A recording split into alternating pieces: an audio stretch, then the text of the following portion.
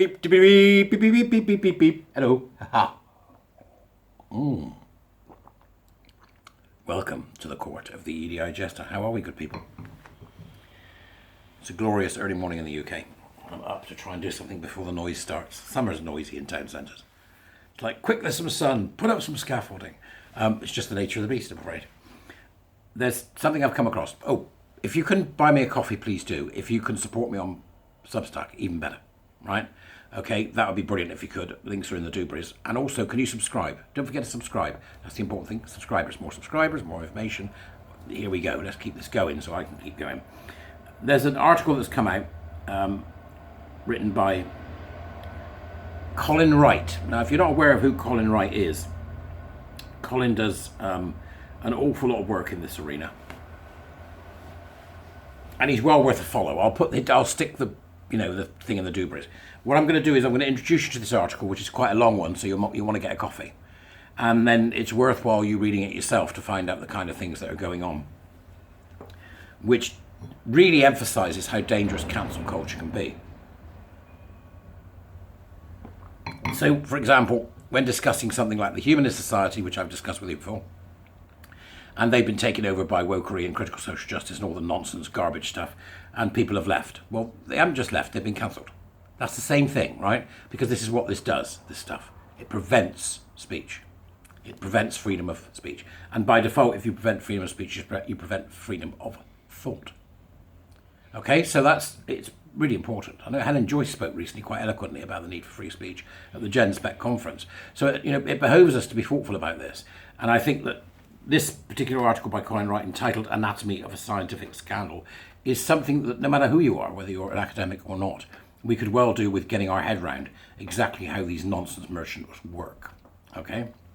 So, under pressure, a journal once notable for its courage retracts a major paper on the social roots of gender-related distress, all over a minor, inconsistently applied technicality. The scientific method is the best way for humans to investigate phenomena, acquire new knowledge, and correct mistaken beliefs. Scientific journals play a vital role in this process, encouraging rational, evidence-based debate and the pursuit of truth above all. But since the inner workings of these journals remain largely opaque, citizens, policymakers, and science journalists can struggle to discern when politics has compromised a given publication, especially when ideological agendas are couched in scientific language and given the veneer of scientific authority. The veneer of scientific authority. Yeah. Do you sense the presence of word salad? Yep, somebody, Are they dressing garbage up as truth? With the word salad with the dressing of garbage. I wouldn't be a mayonnaise. Stop it. Medical journals writ large are on the brink of such ideological capture, so it's happening en masse. If they haven't already succumbed to it, findings that contradict the prevailing gender-affirming model of care for transgender-identifying youth, or confused kids as I call them, or offer even mild critiques have become nearly impossible to publish. Still rare exceptions exist, including the Archives of Sexual Behaviour, ASB, a journal published by Springer Nature. This publication has distinguished itself by its willingness to facilitate viewpoint diversity in gender medicine until now. I don't agree there's such a thing as gender medicine. I think that's half the problem. An alarming recent event highlights the vulnerability of the scientific endeavour to politics.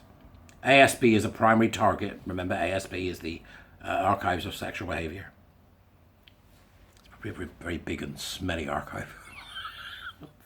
An alarming recent event highlights the vulnerability of the scientific endeavour to politics. ASB is a primary target for activist researchers who will not tolerate dissent from their views, and a months-long campaign by activists to pressure Springer Nature into retracting an ASB paper that they didn't like has culminated in their success in doing so. While the activists' desire to censor inconvenient research should come as no surprise, Springer Nature's capitulation to their demands represents a profound betrayal of scientific integrity and the publisher's commitment to truth. Again here, the work of critical social justice, rooted in the teachings of Paulo Freire. That's what it's doing. This is what we're seeing. The paper in question, Rapid Onset Gender Dysphoria, Parent Reports on 1,655 Possible Cases, was authored by researcher Susanna Diaz, which is a pseudonym. We can understand why they use a pseudonym, and Michael Bailey, and published in ASB on March 29. Rapid Onset Gender Dysphoria, or ROG as we know, is a newly proposed pathway to gender dysphoria. I don't believe there is gender dysphoria. There is only distress, whatever it may be. And it was first described by researcher Lisa Littman in 2018. So regular viewers will be familiar with this term of ROGD, Rapid Onset Gender Dysphoria. And the theory may help explain the documented surge in cases of gender dysphoria among adolescents and young adults who had previously exhibited no gender-related issues.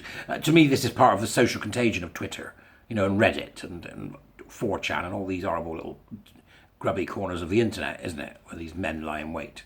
Yeah, I'm seeing that as part of that. And this is essentially to look at what is causing this increase in ROGD in young girls, and to look for evidence of social factors have at least partly caused the surge, especially among young girls. Such a hypothesis might appear plausible, or at least a straightforward empirical matter to be decided through evidence-based examination. But it violates the dominant narrative favoured by medicalisation activists that the rise in trans identity stems from an increase in social acceptance of gender diversity. Evidence supporting ROG would call into question the gender-affirming model of care, an approach premised on the notion that kids can know their gender identity from very early on and will rarely, if ever, change their minds about it. This philosophical belief system, which flies in the face of centuries of accumulated wisdom on human development, has been pithily summarised with the phrase, "Trans kids know who they are."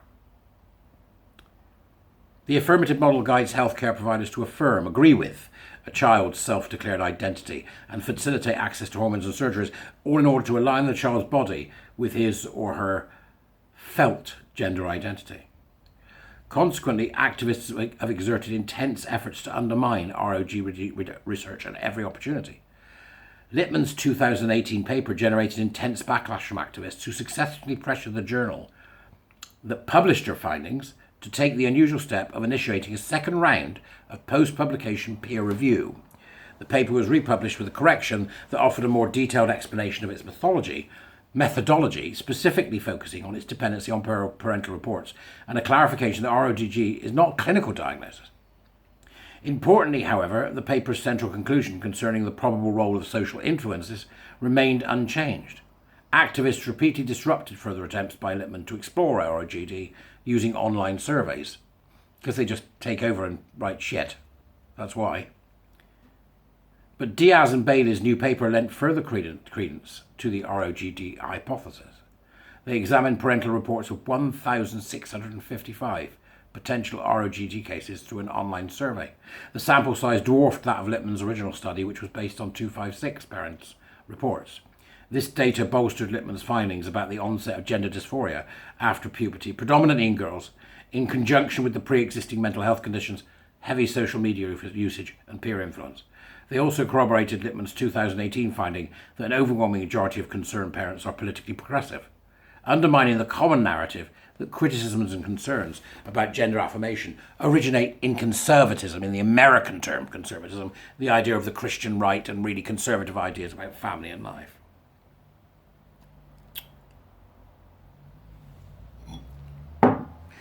What else did the paper find? Well, in the sample, gender dysphoria manifests approximately 2 years earlier on in females compared with males, and females are more than twice as likely to pursue social transition.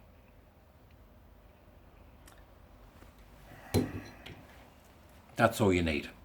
Right, not least of all because it's a fine piece written by Colin Wright, and I would like you to go and read it. It's in the Dubris.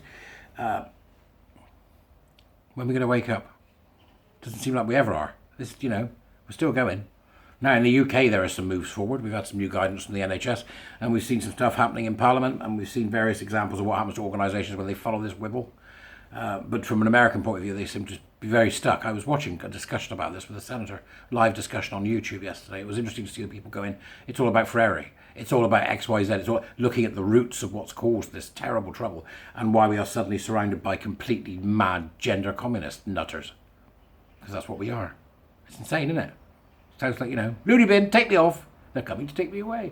Other than that, please do go and read Colin Wright's article, because what it illustrates is that these people will do anything, no matter what their intelligence, no matter what level they are at, anything to disrupt the reality around us and to prevent us from seeking the truth, because there is only one truth, their ideological truth. And if you don't believe in their ideology, you are the enemy. It's that simple. Stop complicating it. They're the enemy. Treat them as such. I'll see you later. Bye-bye.